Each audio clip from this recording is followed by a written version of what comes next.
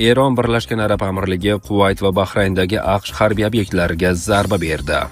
Shimoliy Koreya Eron masalasida ehtiyotkorlik qilmoqda.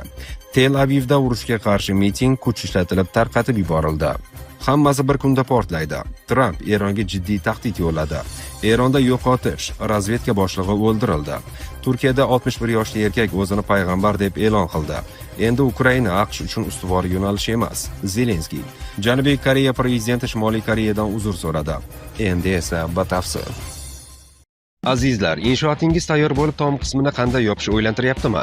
Buni bizda oson yechimi bor. O'zbekiston bo'ylab konteyner profilidan hamda zavod temirlaridan ham istalgan usulda naveslarni tayyorlab, tez fursatda hamyonbop narxlarda o'rnatib beramiz.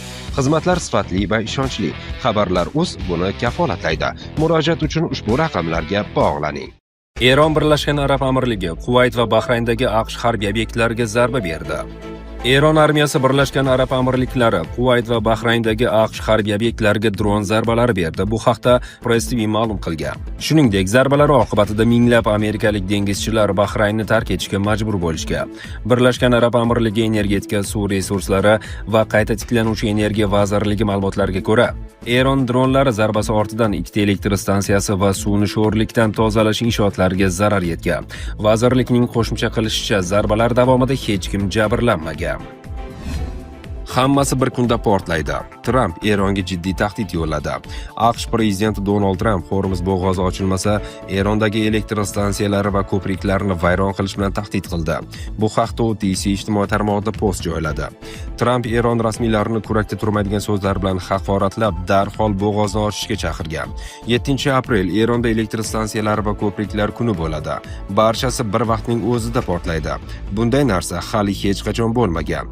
Bo'g'ozni oching, la'nati telbalar, aks holda jahannamga ravona bo'lasiz. Faqat kuting, deya o'dag'aylagan Oq uy rahbari.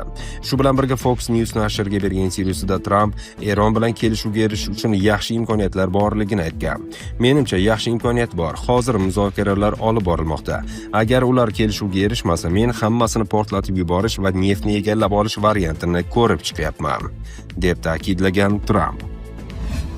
Shimoliy Koreya Eron masalasida ehtiyotkorlik qilmoqda. Bu haqda KBS News telekanali Janubiy Koreya razvedkasi ma'lumotlariga tayanib xabar qildi. Janubiy Koreya Milliy razvedka xizmat ma'lumotlariga ko'ra, Shimoliy Koreya Eron bilan munosabatlarda o'zini sug'urtalayotgan bo'lishi mumkin. Hozircha Pxenyan Eronga urush uchun zarur bo'lgan qurol-yarog' yoki boshqa qurollar yetkazib berayotgani haqida hech qanday ma'lumotlar yo'q. Razvedka vakillarining dushanba kuni bo'lib o'tgan yopiq brifingda ma'lum qilishicha, Pxenyan Tramp ma'muriyati bilan kelajakdagi muloqot imkoniyatini saqlab qolish maqsadida ehtiyotkor pozitsiyani egallayapti. Shimoliy Koreya Tashqi ishlar vazirligi AQSh va Isroilning Eronga hujumlarini noqonuniy deb atagan bo'lsa-da, razvedka xizmati Pxenyan Eronning marhum oliy rahnamosi Oyatulloh Ali Xomonayning vafoti munosabati bilan rasmiy ta'ziya bildirmaganini qayd etdi. So'nggi yillarda Kim Chen In yangi sovuq urush g'oyasini qo'llab-quvvatlab, Qo'shma Shtatlarga qarshi davlatlar bilan hamkorlikni kengaytirishga intilgandi. Jumladan 2024-yil aprel oyida Eronga iqtisodiy delegatsiya yuborgan edi. Tel Avivda urushga qarshi miting kuch ishlatilib tarqatib yuborildi. 4-aprel kuni kechqurun Tel Avivda politsiya Eron bilan urush fonida bo'lib o'tgan Habib maydonidagi urushga qarshi aksiyani kuch bilan tarqatib yubordi. Politsiya jamoat tartibini buzishda gumon qilinib 17 nafar namoyishchini qo'lga olgan. Huquq-tartibot organlari bayonotiga ko'ra, namoyishchilar soni 600 kishidan oshgach, miting noqonuniy deb e'lon qilingan. Bu sud qarori bilan belgilangan chegaradir. Unga ko'ra, ishtirokchilar soni bundan kam bo'lsa, politsiya ushbu joyda namoyishni tarqatib yubora olmaydi. Aksiya boshlanishidan biroz oldin Isroil Oliy sudi oraliq qaror qabul qildi. Unga ko'ra, agar ishtirokchilar soni 600 kishidan oshmasa, politsiyaga Habibadagi norozilik namoyishini tarqatish taqiqlanadi. Quddus, Hayfa va Kfar shaharlari uchun 150 kishilik cheklov o'rnatildi. Eronda yo'qotish, razvedka boshlig'i o'ldirildi. Islom inqilobi qo'riqchilari korpusi razvedka boshqarmasi boshlig'i Majid Xodimiy AQSh va Isroil hujumi paytida halok bo'ldi. Bu haqda Islom inqilobi qo'riqchilari korpusi matbuot xizmatining Tasnim tomonidan e'lon qilingan bayonotida so'z boradi. Ushbu taniqli general qariyb yarim asr davomida Islom inqilobi tizim va vatanni halol hamda mardonavor himoya qilish yo'lida razvedka va xavfsizlik sohasiga ulkan, uzoq muddatli va ibratli hissa qo'shdi. Ma'lumot uchun, Xodimiy 2025-yil iyun oyida razvedka boshlig'i etib tayinlangan. Undan oldingi rahbari Muhammad Kozimiy ham Isroil zarbalari oqibatida halok bo'lgandi. O'sha hujum davomida Eronning yana bir necha yuqori martabali harbiylari, jumladan Islom inqilobi qo'riqchilari korpusi qo'mondoni Husayn Salomiy, shuningdek yadrochi fiziklar ham halok bo'lgan edi. Turkiyada 61 yoshli erkak o'zini payg'ambar deb e'lon qildi.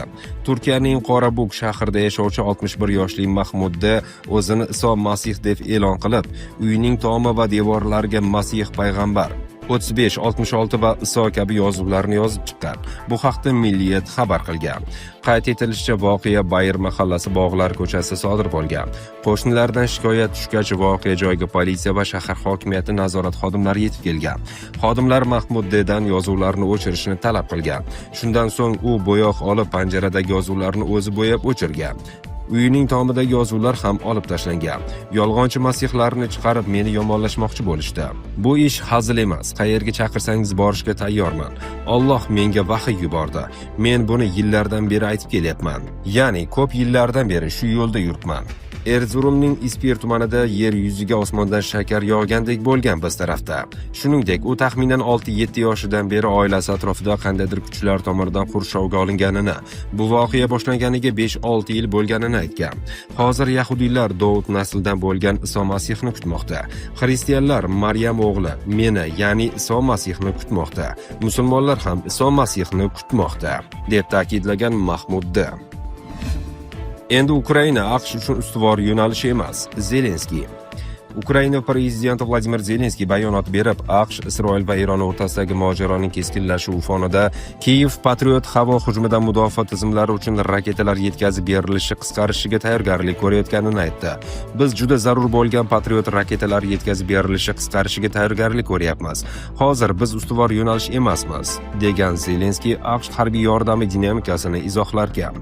Ukraina rahbarining so'zlariga ko'ra, Yaqin Sharqdagi uzoq davom etayotgan mojaro AQSh tomonidan ko'rsatilayotgan yordamni yanada kamaytirishi mumkin.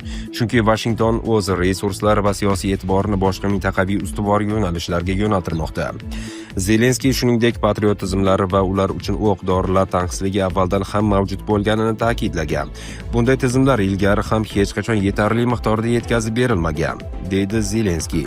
U Ukraina havo hududini himoya qilish uchun uzoq masofali havo mudofaa vositalari doimiy ravishda yetishmasligini qayd etgan.